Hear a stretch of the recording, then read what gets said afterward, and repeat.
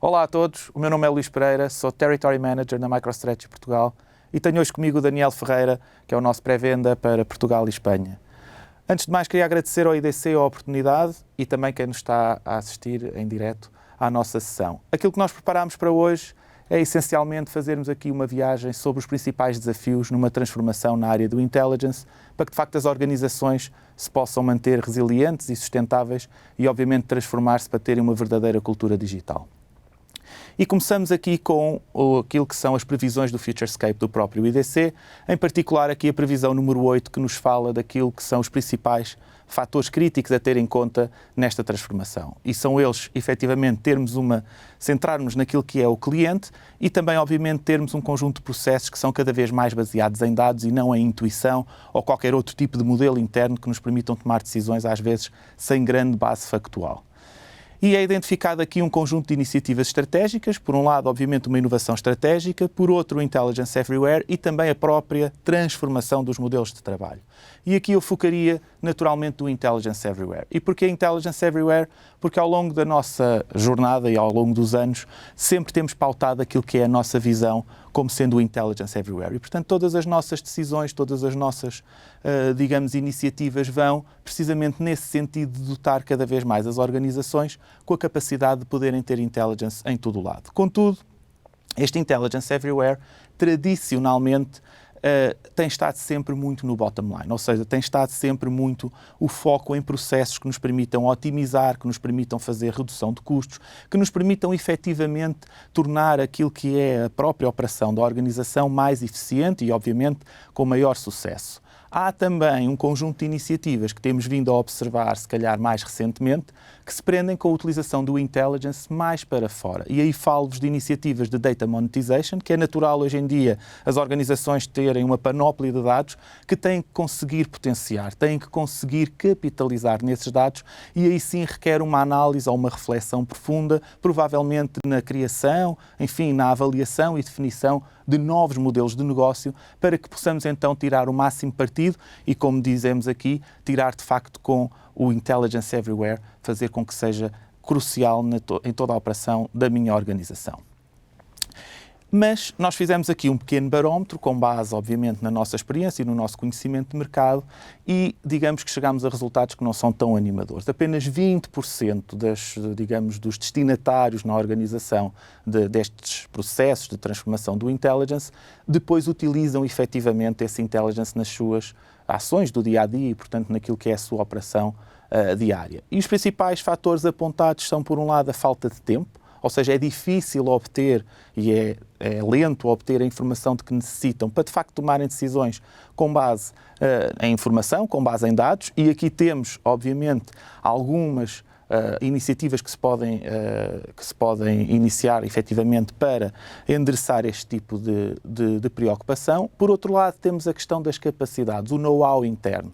E se, porventura, em alguns casos, precisamos, efetivamente, de capacitar as pessoas, noutros será possível apenas com breves complementos, enfim, dar algum complemento àquilo que já são as formações de base de cada uma das pessoas e, portanto, temos aqui também que ter algum cuidado como é que vamos endereçar este fator crítico.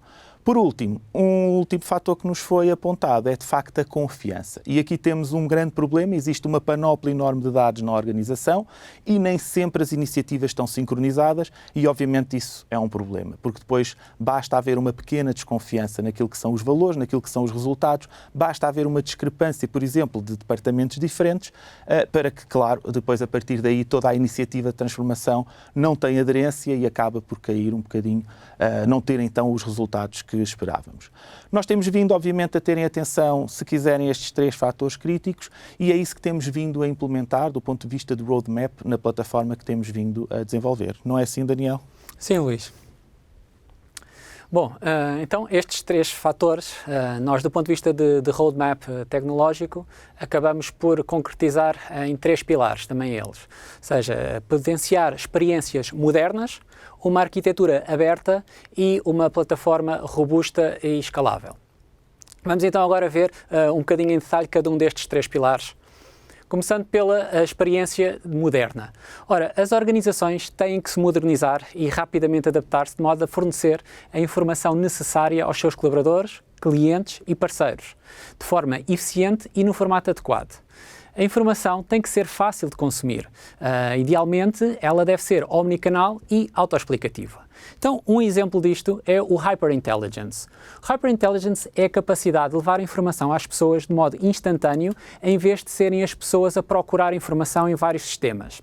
Tudo isto dispensando qualquer tipo de integração complexa entre sistemas. Portanto, o Hyperintelligence permite visualizar conteúdos analíticos em qualquer aplicação web, trazendo o contexto necessário sem interromper os fluxos de trabalho dos utilizadores. De modo similar, por exemplo, no Outlook, a informação relevante acaba por ser realçada diretamente nos e-mails, sem necessidade de mudar a aplicação, permitindo responder aos e-mails diretamente sem ter que estar a consultar outras aplicações. Outro exemplo de modernização, é a questão do library. Ou seja, as interfaces têm que ser simples e intuitivas e personalizadas para cada utilizador. Ou seja, não faz sentido numa plataforma analítica mostrar centenas ou até milhares de relatórios que determinada pessoa não vai utilizar nunca. Ou seja, a ideia é que a library é um portal de consumo de informação analítica e moderna, de maneira a que as pessoas conseguem consultar a informação sem esperas, pois o próprio algoritmo já carregou as suas análises, as análises necessárias, de maneira a que estejam imediatamente prontas quando o utilizador clicar, devido a algoritmos de inteligência artificial que aprendem os próprios padrões de utilização dos utilizadores. Do ponto de vista de exportação, a experiência moderna tem a ver, em vez da tradicional partilha por e-mail, os utilizadores dispõem de uma secção colaborativa que permite desenvolver conversas abertas ou privadas sobre os próprios dados, com a mesma simplicidade, por exemplo, de uma rede social. Tudo isto sem saírem da aplicação, e o resultado é que estas conversas ficam associadas ao próprio dashboard, de maneira a que muitas das questões que possam surgir já estão automaticamente respondidas, sem ter que sair da aplicação também. Por último, a maneira como a própria informação aparece estruturada aos utilizadores, os nossos dashboards nós chamamos de dossiês. Porquê? A informação é catalogada de forma estruturada e num formato simples, ao qual todos nós já estamos habituados, como por separadores e por páginas. Aqui a tendência do user experience é cada vez mais importante, não só para quem consome a informação, Luís, mas também do ponto de vista de quem desenha o dashboard. Então, a plataforma moderna tem que ser capaz de apresentar recomendações de qual é que é a visualização mais adequada e mais apropriada a cada tipo de dados, mas também simplificar todo o processo de criação, agilizando de forma a minimizar o número total de cliques ao apresentar informação organizada por editores e menus contextuais. Mesma coisa, por exemplo, com templates, ou seja, nós conseguimos tirar sinergias e reaproveitar conteúdos do ponto de vista de formatações, criando ou mantendo aqui uma imagem de marca. Portanto, do ponto de vista de experiência moderna, estes 3 pilares são fundamentais. Para quê? Para pouparmos tempo, ou seja, quanto mais rápido for eu desenvolver um determinado dashboard, ou quanto menos tempo eu demorar a consultar a informação, estou a caminhar nesse pilar que focaste, Luís, em relação à otimização do tempo. Algo também fundamental é dispor de uma arquitetura aberta, ou seja, quando nós falamos, por exemplo, de uma plataforma analítica, surge logo, em primeiro lugar, onde é que esta plataforma vai estar. E aí a questão da abertura é dar flexibilidade total na escolha de onde é que essa plataforma fica. Ela pode ficar nas tradicionais instalações locais, dentro da organização, ou pode ficar também na cloud, seja ela pública ou híbrida. Dentro da própria cloud, há que também dar modelos flexíveis, não só do ponto de vista de integração, sendo os modelos fully managed ou software as a service para subscrição pura, mas também fazer como uma transição entre plataforma, entre diferentes nuvens, que possa acontecer sem qualquer tipo de resistência, tornando fácil mudar de uma cloud para outra sem qualquer perda de informação ou de estruturação. E ainda neste âmbito da parte de arquitetura e instalação e configuração, as plataformas, as arquiteturas têm que ser abertas, Luís, do ponto de vista de estarem preparadas para adotar novos paradigmas que surgem. Por exemplo, agora a arquitetura que tem vindo a ganhar relevância, essa arquitetura moderna, são as arquiteturas orientadas a microserviços, como baseadas em Docker e em Kubernetes. Outro pilar fundamental na parte de arquiteturas abertas tem a ver com a federação de dados. E uma plataforma analítica não só é importante ter um vasto universo de conectores para qualquer tipo de fonte de dados, seja ela bases de dados relacionais, fontes Big Data, como os agora populares Data Lakes, mas também plataformas online que permitem consultar os dados em tempo real, como por exemplo o Snowflake, como por exemplo um Google Analytics. Ou seja, esse universo de conectores tem que estar imediatamente disponível, também para a tal poupança de tempo, mas também para permitir tirar as tais sinergias e reaproveitamento de conhecimento. Ao mesmo tempo, permitindo desenvolver modelos de dados que são transversais a estas várias fontes. Mas não ficamos por aqui, ou seja, a parte de federação de dados é também importante do ponto de vista de tirar proveito das capacidades existentes, o poder dar esses mesmos modelos analíticos, tê-los disponíveis para que qualquer utilizador possa explorar a informação na ferramenta que mais lhe é conveniente, desde seja ela um simples Excel, uma outra ferramenta analítica ou até, no caso de exploração de modelos avançados para científicos de dados, como a integração com ferramentas de machine learning e inteligência artificial avançadas. O último pilar aqui das arquiteturas abertas que eu gostaria de focar, Luís, tem a ver com as APIs. Ou seja, as APIs no fundo, acabam por nos permitir, programaticamente, pôr várias aplicações a comunicar umas com as outras. Ora, uma plataforma moderna e aberta deve comunicar facilmente com outras plataformas de maneira a permitir, de um modo rápido e simples, integrar quer dados, quer relatórios já pré-preparados, integrá-los com outras ferramentas ou noutras aplicações. E de igual modo também existirem SDKs que permitem estender para além da funcionalidade oferecida para continuar a desenvolver essas aplicações. E se me permites, Luís, eu vou aqui aprofundar um bocadinho mais este ponto, do ponto de vista que nós estamos a observar várias organizações a utilizarem este paradigma das APIs para criarem soluções à medida que lhes permitem monetizar os dados, como tu tinhas dito, e bem.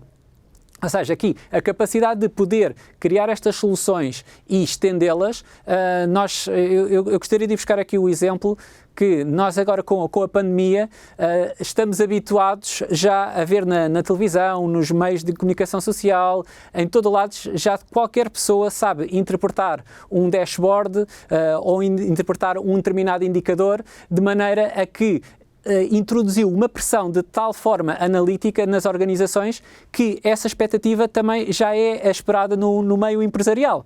Ou seja, para concretizar aqui com um exemplo, uma aplicação de home banking. Os utilizadores já não estão só à espera de poderem, na sua aplicação de home banking no telemóvel ou em casa, de consultarem apenas o saldo ou verem o extrato. Ou seja, já estão um bocadinho mais potenciados ou consciencializados de, olha, eu se calhar quero ter uma projeção de saber a este ritmo com quanto saldo é que eu vou terminar no final do mês, ou ter uma espécie de um gráfico que me mostre organizado por família de custos, onde é que eu estou a gastar o mesmo dinheiro. Então, quais são as opções que as organizações têm ao construir estas soluções analíticas? Há aqui dois pilares, Luísa. A primeira opção é, talvez, a opção de tirar proveito do conhecimento interno, que consiste em as organizações reutilizarem as plataformas que já têm, as pessoas que já têm, e embeberem ou desenvolverem de raiz estes conceitos e criarem estes gráficos e desenvolverem essas aplicações de raiz.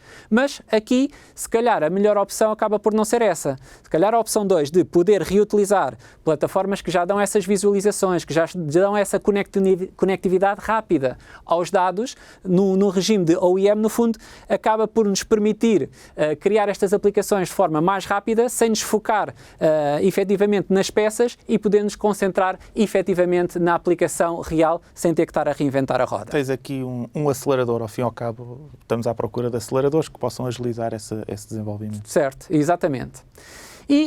Ou seja, está bem que estas aplicações não conseguem, são aceleradores, não é? Mas depois poderás ainda, se calhar, complementar com a tal personalização final, de maneira a coincidir tal e qual como a solução analítica que queremos desenvolver. Por último, falaste na questão da confiança, Luís. Aqui a questão da confiança, eu gostaria de refletir aqui um bocadinho, que é a capacidade de poder mostrar a mesma informação a qualquer pessoa. Ou seja, não faz sentido, dentro da mesma organização, diferentes valores para o mesmo indicador. A proliferação de ferramentas que muitas vezes existem contribui para que, ou por serem calculadas de maneira diferente, ou por ter diferentes interpretações, faz com que não exista esta coerência de dados. Então, é realmente necessário, para essa confiança, que haja uma plataforma que seja ágil, mas que permita dar resposta aqui à criação destes dashboards, mantendo toda a coerência e visibilidade sobre os modelos de dados utilizados de uma forma transversal para toda a organização. Isto sem descuidar que, com este aumento do número de relatórios, do número de utilizadores, nós não podemos descuidar da performance. Porquê?